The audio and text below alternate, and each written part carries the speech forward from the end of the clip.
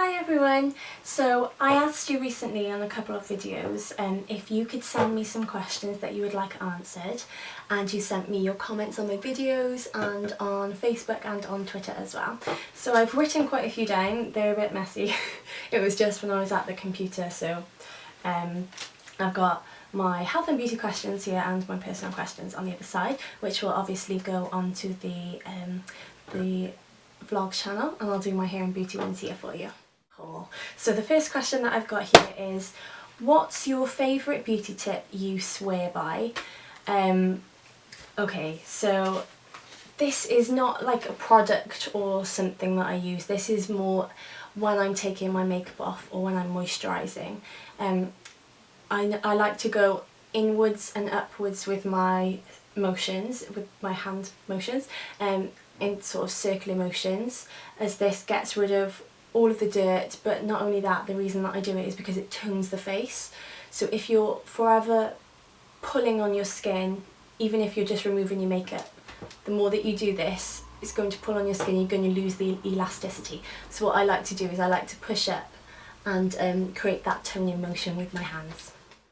Okay, this isn't a hard one at all. One product that you can't live without, it's definitely an eyebrow pencil, because I've got a scar that runs through my eyebrow through to the other side, which I did when I was 3. I had a little toy cooker and I was jumping up and down on it when my mum wasn't looking, and fell into the corner of the unit and I had to have stitches. So I've got no hair that grows there, so I always have to pencil that back in. Some of you probably saw that on my eyebrow videos, and it's something I'm really insecure about, so definitely need my eyebrow pencil to fill that in.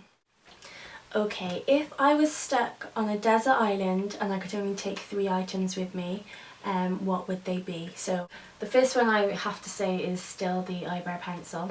And I suppose if I was on my own, nobody would see me anyway.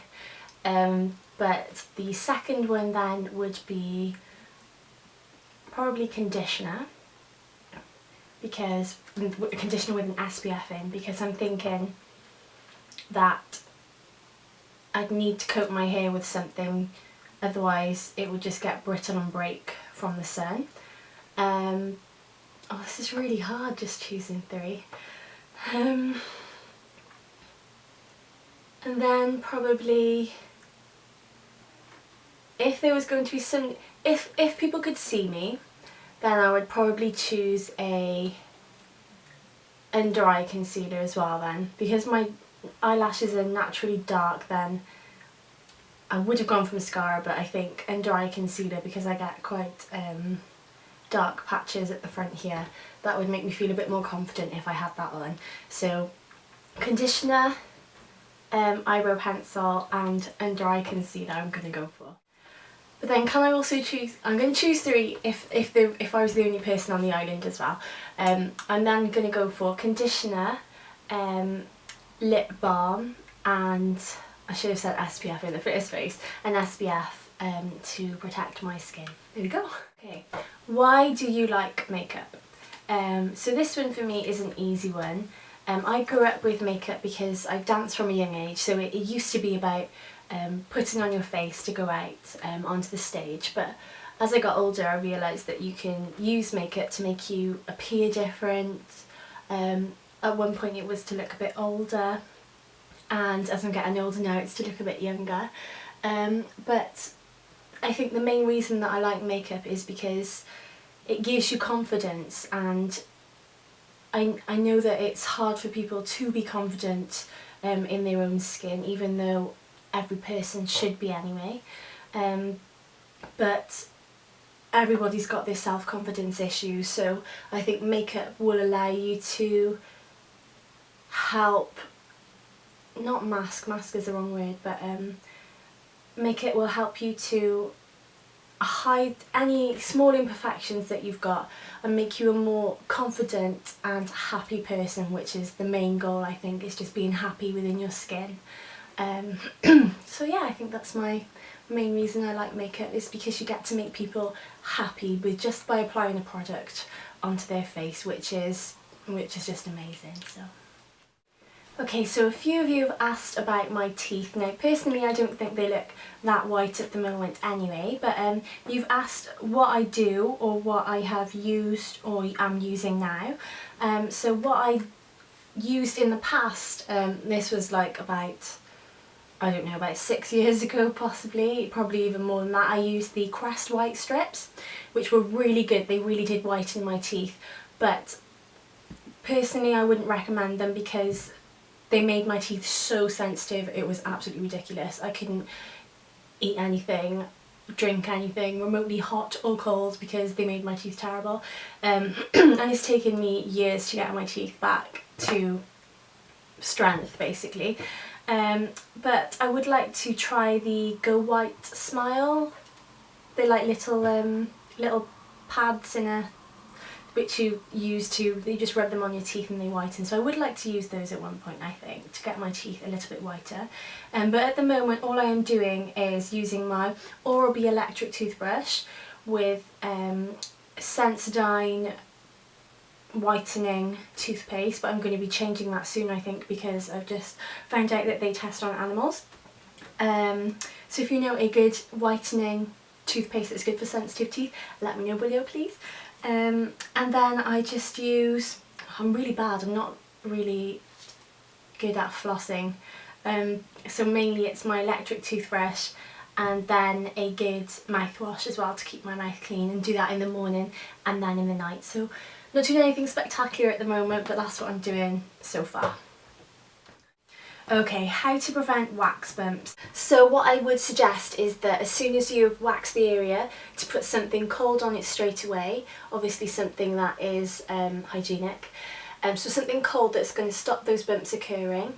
Use an after wax afterwards with possibly something like an aloe in it, aloe vera.